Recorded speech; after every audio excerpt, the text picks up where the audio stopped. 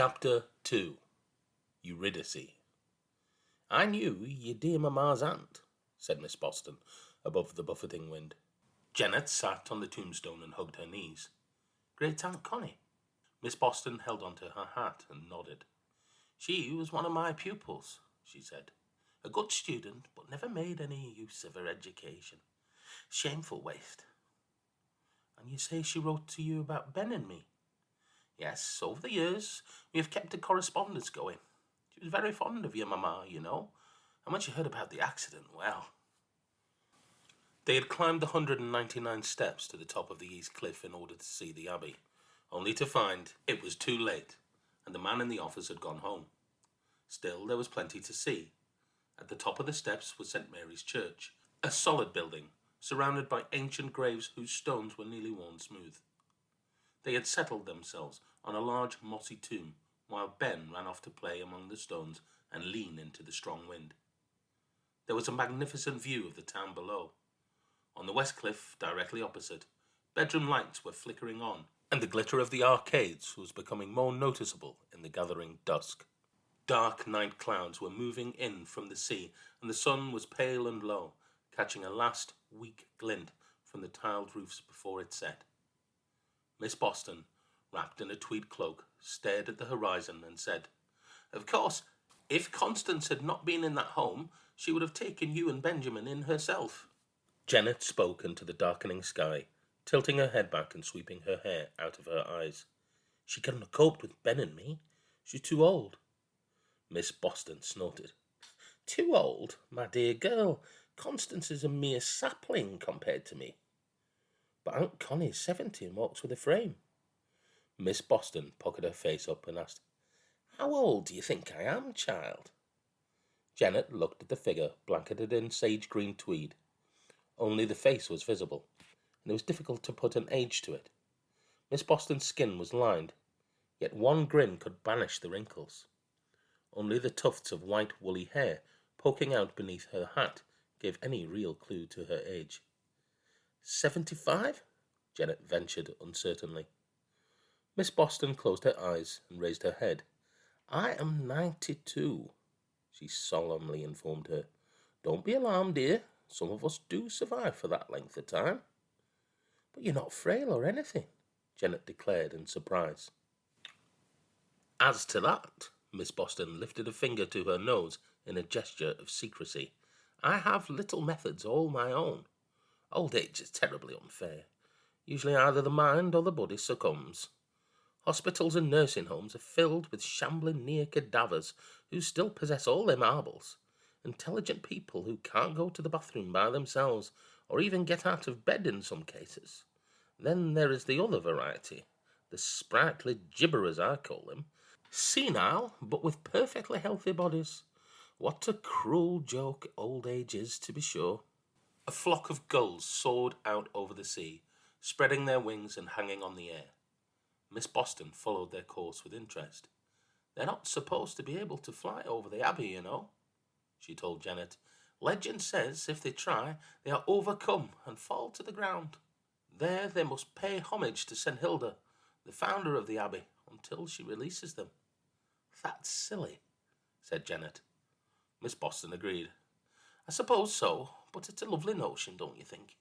St. Hilda was a remarkable woman, after all." They sat in silence for some time, listening to the wind rushing through the grass and hearing Ben's squawks as he chased the gulls. "Why now?" asked Janet, breaking the calm. "Why didn't you send for us before? Why wait for over 2 years?" The old woman put her hand on Janet's and explained. "After the accident, Constance wrote to me and told me you had gone to stay with your father's brother. Uncle Peter, yeah, and Aunt Pat, his snotty wife. You were with them for just 3 months, were you not?" Janet stared at the ground and mumbled. "Aunt Pat said she couldn't cope with us." She hesitated before adding, "Ben was having a bad time, and there were other things." "I see." Miss Boston turned to watch Ben playing. "So they put you both in care?" "Yes. Then we were put with another family who actually wanted to adopt Ben and me until, it didn't work out that way." "No." Miss Boston narrowed her eyes thoughtfully. Nor did it work out with 3 other families after that. You asked why I had not sent for you before now. My dear child, I was hoping you would find a good home with a family who would care for you. She sighed loudly. Alas, it was not to be, so I decided to enter the fray and applied a little pressure here, called in some old favours there. Well, here you are, stuck with a terrible old woman like me. I'm sorry, but I could not stand by and let you stay in that hostel until you were 16. Janet shifted uncomfortably on the tombstone. This woman had no idea why they had been unable to fit in. She looked around for Ben and suddenly saw he was dangerously near the cliff edge. Will he be all right there? She asked in alarm. I think your brother has brains enough not to go leaping off cliffs, remarked Miss Boston. Of course, he might get blown off. The wind is notoriously strong up here. She raised a hand and called the boy to them. Do you know it gets so violent that sometimes it actually lifts the lead off the church roof? Last winter, the vicar had to cancel the service because of the noise. Ben began to make his roundabout way towards them. Miss Boston cleared her throat and said to Janet, I think I ought to tell you something before he rejoins us. It's only fair you should know. You've a sensible head on your shoulders. Too sensible, perhaps, at times. What should I know? I received a letter from Mrs. Roddice. Miss Boston pulled a sour expression. Nasty, spiteful letter it was, too. It concerned Benjamin. What an unpleasant creature she must be. The colour drained out of Janet's face, and she dug her nails into the palms of her hand. What did the letter say? She asked, shakily. Miss Boston snorted her contempt. She's obviously an ignorant woman, unbalanced too, I shouldn't wonder. She accused Benjamin of certain things which I refused to believe. I threw the wretched piece of paper on the fire. I wish I could do the same to her. The girl glanced up and found Miss Boston looking at her steadily. Now was the time to tell her everything. If that was the end of their stay in Whitby, then so be it. At least she could put the old woman straight. Lord knows what the Roddice had put in that letter. Ben has dreams, she stammered. Sometimes he has them in the daytime, and it gets muddled up. He used to think Mum and Dad came to see him after the accident. That's not all. He used to tell some of the other kids at the hostel funny stuff that frightened them. We had a new girl come who used to live with her gran before she died, and Ben told her he could see an old woman sitting next to her when she was in the TV room, stroking her hair. Apparently that's what this grandmother used to do. Yvonne started to wet the bed after that, and the other kids used to look at Ben like he was some kind of freak. Go on, Miss Boston prompted her gently. Well, that's why we never settled down with the foster families. With Aunt Pat, the last straw came during one of her posh dinner parties. Ben came running downstairs saying he'd seen Mum. Aunt Pat went dead red. She hated the embarrassment of it. She didn't want anyone to think she had a retarded relative in the house. I heard her and Uncle Peter talking one night. Their room was next to mine, and the walls were thin. She said she couldn't stand it anymore, and Uncle Peter had to go along with her. It was horrible, listening to them discussing us like that. I wanted to shout out that I could hear them, but I never did. The other families were the same. One lot were really religious and thought Ben was possessed or something, and the others just looked at us funny. Miss Boston frowned. Yes, I can see that some people might not feel comfortable with that sort of thing. It unnerves them and upsets their established ideas of the universe. It got really bad, though, at the hostel, Janet continued. About 3 weeks ago, Ben goes and tells the Roddice he's seen a man on the stairs. Of course, there's nobody there, but Ben describes the man to her and says he told him his name was Donald. She got all angry and shook Ben, calling him a liar. He had bruises on his arms where she'd grabbed him. That frightened her, that did. They're not supposed to hit us, see? Well, after that, she had as little to do with us as possible, and I actually saw her shudder when Ben pushed past her once. Miss Boston put her arm around the girl and tried to comfort her. Well, it won't bother me, I assure you, dear. Benjamin can natter to an army of ghosts, and I shan't mind. I'm nearly one myself, after all. Tell me, do you ever see anything like that? Janet shook her head. No, At first, I thought Ben was making it all up to annoy Aunt Pat, but he wouldn't have kept it up this long, would he? I've told him to stop, but he won't. Of course not, dear. He cannot. It is the most natural thing in the world for him to see these things. I believe Benjamin is a very special child. He has the sight, a marvellous gift which should be encouraged. He must not feel that it is something to be ashamed of, or he will lose it. Yes, he is special, and so are you too, Janet. Throughout all of this, you have stood by him and protected him, even though you did not fully understand yourself. You are a very brave girl. At this point, Ben sauntered up to them. Come here, Benjamin, said Miss Boston. Get under my cloak, and I shall tell you a tale. You too, Janet. The children huddled up to the old woman and shouted from the bitter wind like chicks under their mother's wings. Do you see that? She asked them, nodding to a tall, thin cross.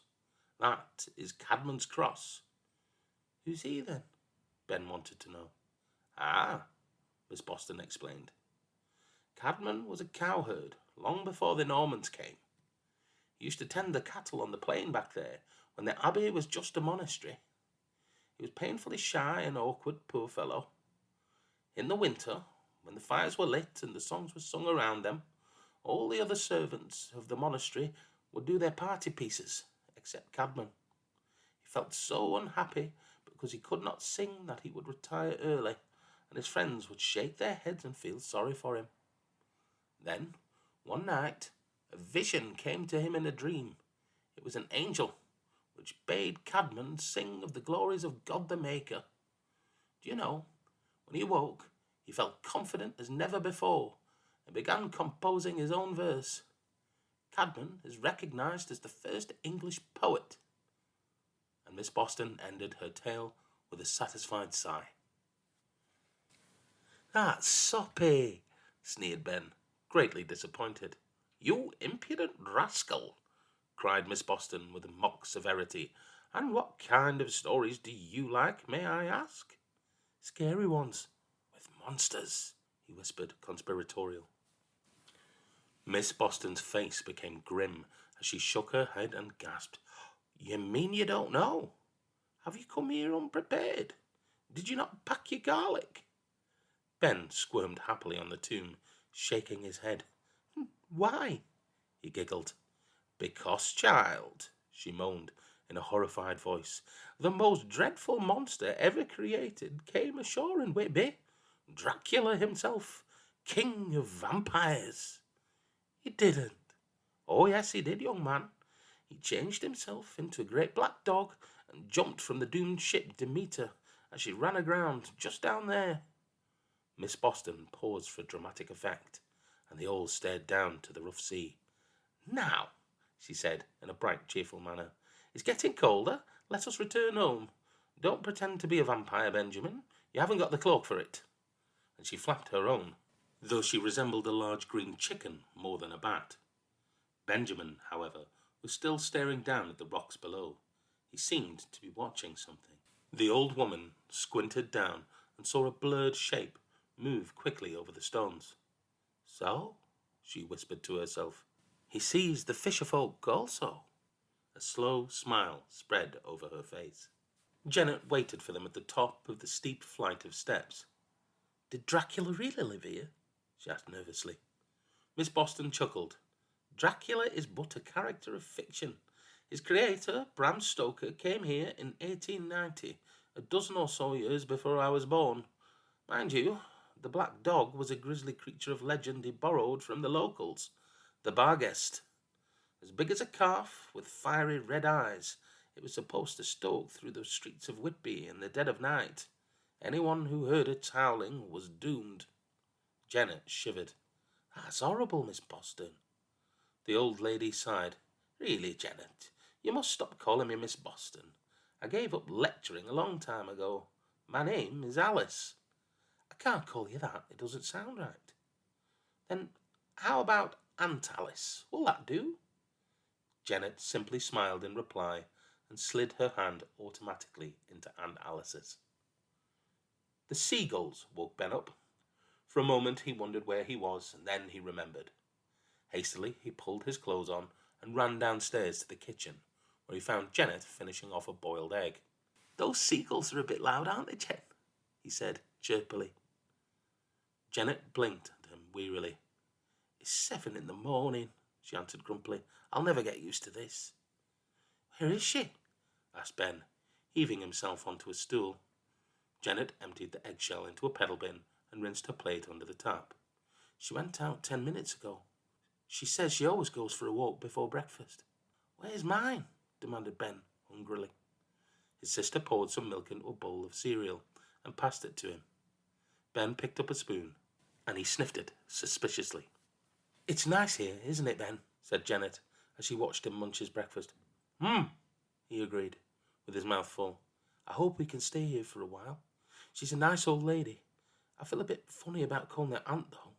The latch on the front door rattled, and Aunt Alice stepped in, looking windswept and rosy. She stayed in the hall to hang up her hat and coat. "Don't like these spoons, Jen," hissed Ben, waving his in the air. "Shh! They're probably made of silver and very old. Behave." Aunt Alice entered, undoing the top button of her blouse. "There," she puffed. "I like to climb the 199 steps, whatever the weather. Blows the sleepy cobwebs away, it does." She bent down and opened the door of an old-fashioned refrigerator. "Now," she mumbled, "will there be kippers today or scrambled eggs? Kippers it is." Ben liked the smoky smell of the kipper, but the taste was too strong for him. He preferred fish fingers and said as much. Aunt Alice roared that he would get no fish fingers from her as long as he stayed in Whitby. He could eat fresh fish or none at all. 20 minutes later, she was dabbing the corners of her mouth with a hanky and praising the art of a Mr. Bill Fortune. "Well now, children," she addressed them as she pushed the plate away, "what do you intend to do today?" They shrugged and looked at her blankly. "Explore," suggested Janet, "if you don't mind, that is." "Why should I mind, child? I hope you enjoy yourselves. I shall want to know what you have discovered when you return." "Oh," said Janet disappointedly. "Aren't you coming too?" Aunt Alice raised her eyebrows. "Certainly not. I've far too much to do. You can look after yourselves. You won't get lost in a small town like this." She rose and scraped the kipper bones into the pedal bin, then washed her plate with Ben's breakfast things. "Now, I think you ought to brush your teeth, don't you?" Janet was the first one down from the bathroom, and she took her coat from the peg in the hall. "When should we come back, Aunt Alice?" "Oh, whenever you like, dear. I have to go out myself." "But how shall we get in if you're not here?" Aunt Alice came into the hall, dangling a key to the front door between her fingers. "A spare," she said. Janet thanked the old woman. It had been a long time since anybody had trusted her like this, and she appreciated it. "Just come back when you get hungry," beamed Aunt Alice. "I should be here by lunchtime." Ben struggled into his coat, while Janet wiped the toothpaste from his mouth. Then all three left the house. The weather looked promising. Aunt Alice waved goodbye to them and set off purposefully towards the west cliff. It was still early, and Janet and Ben walked through the narrow streets, gazing into shop windows which were filled with pieces of Whitby jet. It had been fashioned into all sorts of jewellery, rings, pendants, bracelets and tie pins. Janet looked longingly at a pair of jet earrings and stroked the glass dreamily. Ben tutted in disgust and walked away, muttering about the dullness of shops. Then he spied a joke shop. He pressed his face against its windows and uttered little yelps of delight. It had everything, from black face soap to horrific rubbery masks. There were sugar cubes that turned to worms when placed in tea, and ghastly sets of false teeth. He wondered what he could afford. Maybe Aunt Alice would buy him something. He drooled over the possibilities until his sister came to look for him. Eventually the children came to the harbour and watched some late fishing boats return. A fresh, salty tang was in the air, and they ran across the bridge to see the fish auction. It was being held in a large covered area on the west cliff. Wooden crates filled with silvery fish were stacked into high piles, whilst an official in a white coat gabbled away faster than they believed possible. Janet wrinkled her nose at the strong, fishy smell. Ben peered into one of the crates and tried, unsuccessfully, to outstare the dead fish, until a gruff man in a black coat shooed them away. They walked along the pier road, but as it was only 8:30, they could not go into the lifeboat museum. Instead, they chased each other along the sandy beach. The morning wore on, shops opened, and the holidaymakers strolled out of hotels and bed and breakfasts. Janet ran up to the green door and searched in her pockets for the key. Outside Aunt Alice's cottage was an old barrel which overflowed with geraniums, and above the door itself hung a curiously shaped stone with a hole worn into it. "Morning," said a voice suddenly. Janet dropped the key in surprise. Leaning against one of the other doors in the yard was a thick-set, dark-haired, surly-looking woman. A cigarette was balancing on her bottom lip, and when she spoke it stayed in place as though it were glued on. Her face showed disdain as she looked Janet up and down. She folded her bare, fleshy arms and said, "You one of them that's come to stay with you?" Janet nodded, mesmerised by the acrobatic skill of the cigarette. "Giving you key as well, has she? Me and my Norman know what she gets up to, her and them friends of hers. Oh, she thinks she's so clever, bossing everyone about. Anyway, you can make sure you keep your hands to yourself, you hear me? I know your sort, lass. You don't come thieving round here. She might be daft as a brush, but I'm not." Janet was so taken aback by the woman's outburst that before she could think of anything to say, the dreadful creature had gone back into her house and slammed the door. Janet stuck her tongue out and turned the key in the lock. Inside there was no sign of Aunt Alice. Janet took off her coat, wondering whether she was in the parlour having a nap. She knocked, but there was no answer, so she turned the brass handle and peeped in. The parlour was papered a rich burgundy and lined with shelves full of dusty volumes. A large round table dominated the centre of the room, and in the corner a tall grandfather clock monotonously ticked the time away. Janet went into the kitchen and decided to make a cup of tea to await the old lady's return.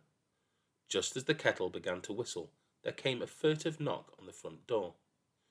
"You took your time, Ben," she began. "What happened to—" But when the door opened, she saw that the new arrival was not her brother at all.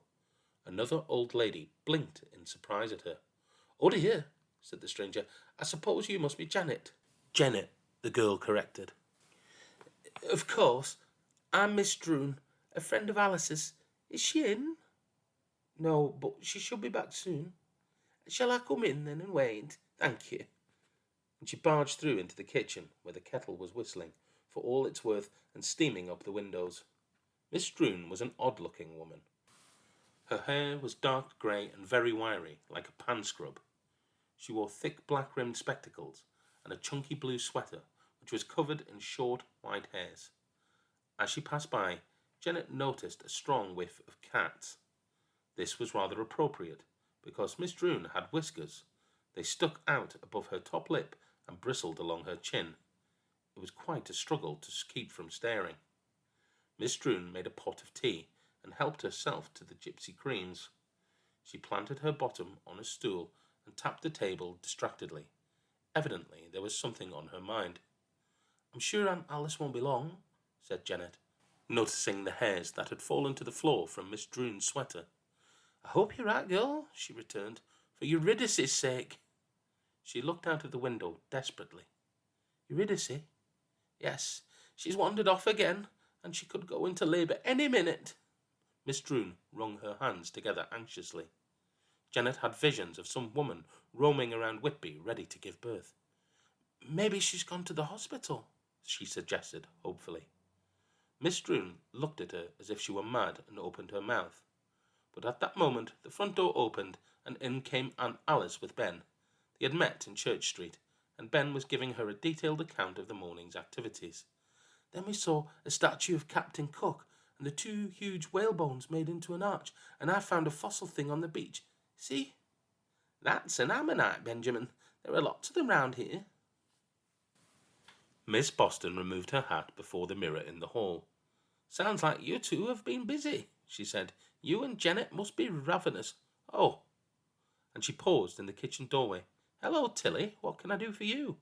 I've just been over to Prue's, looking for that wretched book she cannot find. She said she'd seen you yesterday. Everything well? It's Eurydice, Miss Droon burst out. Again? Whistled Aunt Alice. How many this time? No, she's gone off, and they're due any minute. How tiresome, tutted Miss Boston, winking at Janet. And you would like me to find her for you, is that it? Please, Alice, I've brought Binky along. Miss Droon pulled a well-chewed woolen mouse from her pocket. I just can't bear to think of her coping alone. She probably wanted to get away from your ham-fisted interference, Tilly dear. Do help yourself to biscuits, by the way. Miss Droon guiltily licked the crumbs from her moustache. Oh, Alice, she pleaded, there must be very little time. Miss Boston sighed and filled a jug with cold water. Very well, come into the parlour, Tilly, and don't forget Binky. Oh, Janet, could you and Benjamin stay here for a while and be very quiet? The children nodded, greatly puzzled. Excellent. Now in you go, Matilda. Ben looked at Janet. Who's that, then? He wanted to know. A friend of Aunt Alice's, I think, she replied. What have they gone in there for? Janet brushed hairs off the stool lately occupied by Miss Droon and shrugged. I don't know. I think she's a bit loopy. What did Aunt Alice want with the water, Jen? There's no plants in the parlour. Maybe she's going to pour it over Miss Droon's head, she answered sarcastically. How do you expect me to know? The sound of the voices filtered through the parlour door, so the children kept quiet and listened. Do shut up, Tilly, boomed Aunt Alice. I need to concentrate. What can they be doing? Breathed Janet. After a short while, the door was opened, and Miss Droon bustled out. Aunt Alice called after her, pulling back the curtains. It's either the old barn again or that empty house on Horsker Lane. Sorry, Abbey Lane. Yes, I'm certain she'll be there. I must go to her. Poor little Eurydice, cried Miss Droon, fumbling with the front door latch. Aunt Alice emerged from the parlour and remarked wryly, I'd hardly call her little in her condition. But Miss Droon had fled from the house. Oh, confound the woman, said Miss Boston. It's no good. I shall have to go with her. Do you children want to come? It isn't far, but perhaps you need your lunches right away. Ben began to say that he did, but Janet elbowed him into silence and said of course they would go. Good, said Aunt Alice, putting her hat back on. Janet watched her and Ben leave the house while she put her coat on again. Then, on a sudden impulse, she ran into the parlour. A sweet, heavy scent laced the air. On the table was a jug of water and an empty, black, lacquered bowl. Janet went up to it and ran her fingers around the rim. It was wet. So, Aunt Alice filled the bowl with water, drew the curtains, then poured the water back into the jug, she said slowly to herself. But why? And what is that sickly smell? Janet was mystified. How could all these things, not forgetting Binky, lead to Aunt Alice's conclusion that Eurydice was in some empty house? She left the parlour and ran outside, closing the front door behind her. Ben and Miss Boston were in Church Street before she caught up with them. The Blakelocks used to live in the house, but they moved out 2 years ago and went to live in Wakefield, I believe. Aunt Alice was telling Ben. The house has been empty since then. I can't imagine anyone wanting to buy it now. Too run down and probably overrun with field mice. Perfect for Eurydice, though. Why's that? Asked Janet. Oh, didn't she tell you? Eurydice's a cat. Janet laughed. No wonder she gave me an odd look when I mentioned the hospital. Yes, continued Aunt Alice, Tilly already has 12 of the perishing things, most of them Eurydice's offspring. Too popular with the local Toms, she is. Eurydice, not Tilly. But will she get her scene too? Not on your life. There's hardly a stick of furniture in a house that hasn't been used as either a clothes sharpener or, well, a convenience. The place positively reeks. The empty house they were heading for was just off the lane that ran behind the abbey, so up the 199 steps they had to go. Halfway up, they encountered a breathless Miss Doone. She was finding the climb rather too strenuous. Oh, oh my, she wheezed. I hope you're right, Alice. I don't want to have staggered up these ruddy steps for nothing. Finally, they reached the summit and walked through the graveyard to get on to Abbey Lane. The stately ruin of the abbey towered up on their right as they followed the small road which circled around it. There it is, said Miss Boston, pointing to a long two-storied building. It was an ugly house, with mean little windows, quite secluded. Janet shuddered of the thought of living there. At night it would be pitch dark, for there were no street lamps. It was a dismal, lonely place. Goodness me, exclaimed Aunt Alice. Look at that sign. Somebody's actually bought it. The for sale notice, which had stood outside the house for 2 years, now bore a garish red stripe proclaiming sold for all the world to see. They haven't moved in yet, though, Miss Droon observed. Let's slip in and get Eurydice. Miss Boston opened the garden gate, which creaked and groaned in protest. Dear me, said the old lady, what a state this is in. Ben was the last through the gate, and studied a grimy nameplate nailed onto the wood as he went through. The hose, he read aloud. The garden round the house was wild.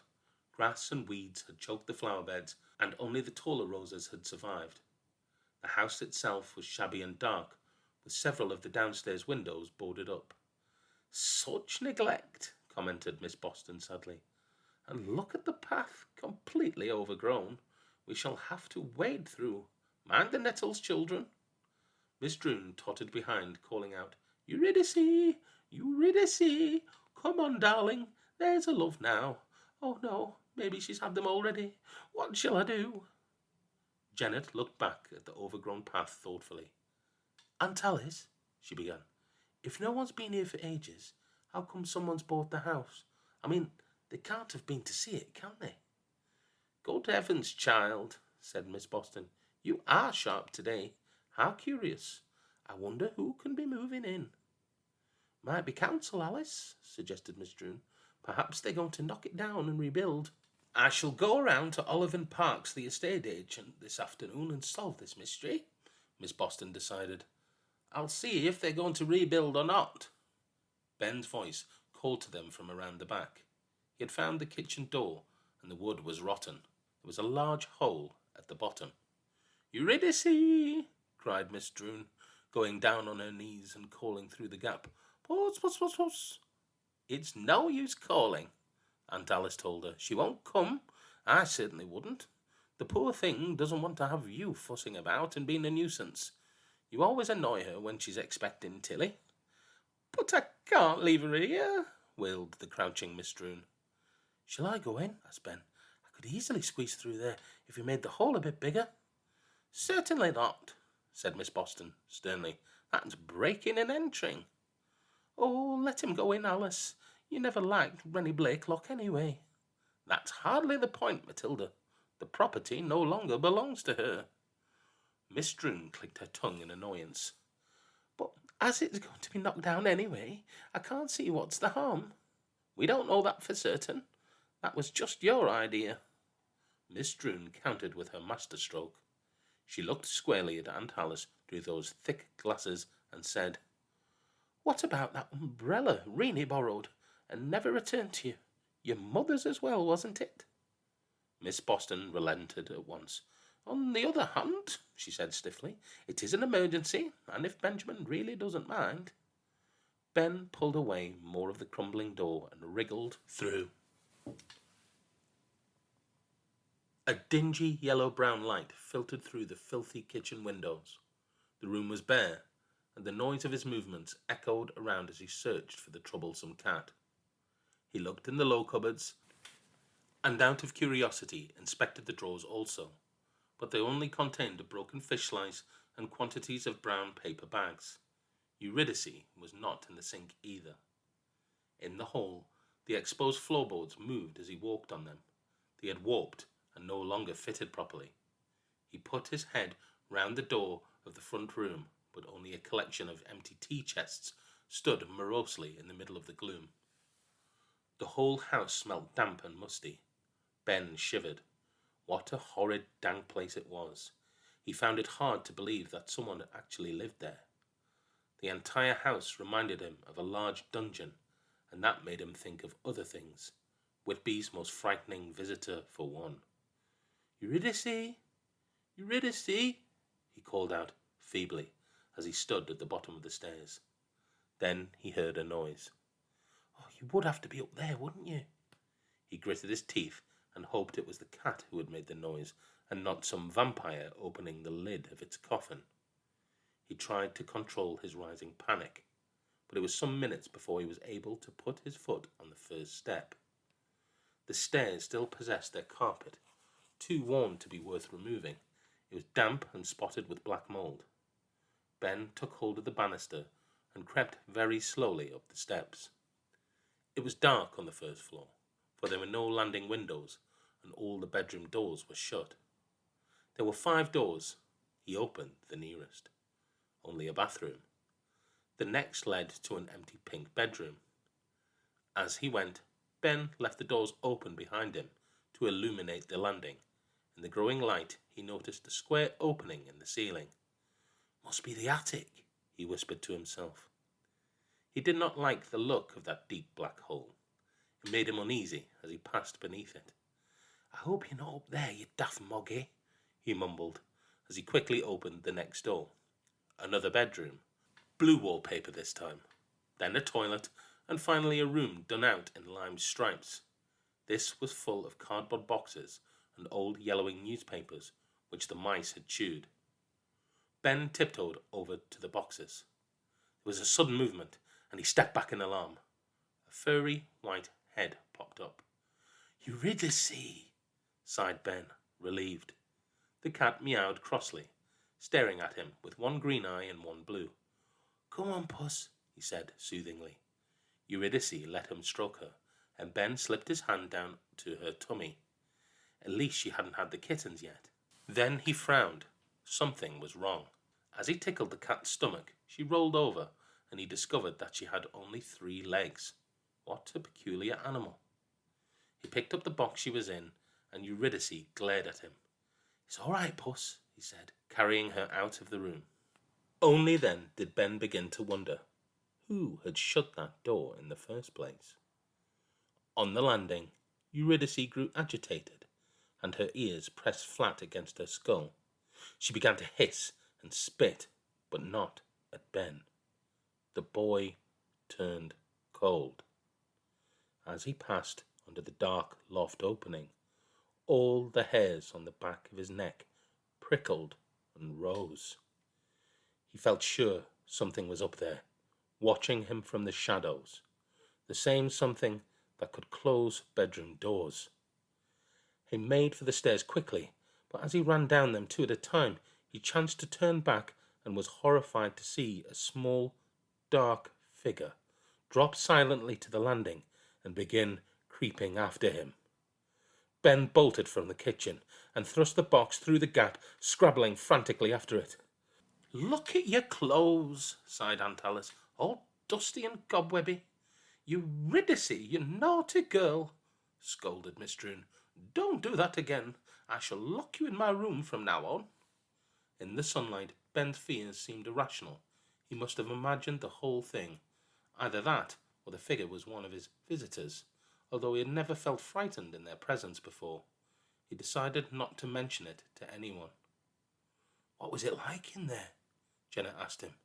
"Smelly and damp," he replied, shaking the dust out of his hair. "Must have been cold too," she added. "You're covered in goose pimples." Miss Boston put her arm around him and said, "This young man has earned his dinner. Come on, Tilly, do stop messing with that wretched cat and make sure you do keep an eye on it until the kittens are born." "Eurydice's only got 3 legs," Ben told his sister. "Really?" asked Janet, staring at the 2 ears which bobbed up and down above the box. "She lost one when she was a kitten herself," crooned Miss Droon dotingly. "A window sash broke, and the frame crushed a leg beyond repair.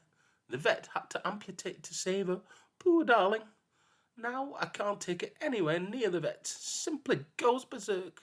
Don't you, Eurydice, darling? And that is why she's always expecting. said Miss Boston. "And of course, why she's so popular with the Toms." "Because she has 3 legs?" asked Janet.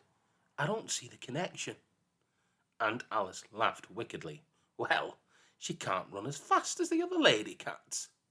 The children roared, and Miss Droon looked away.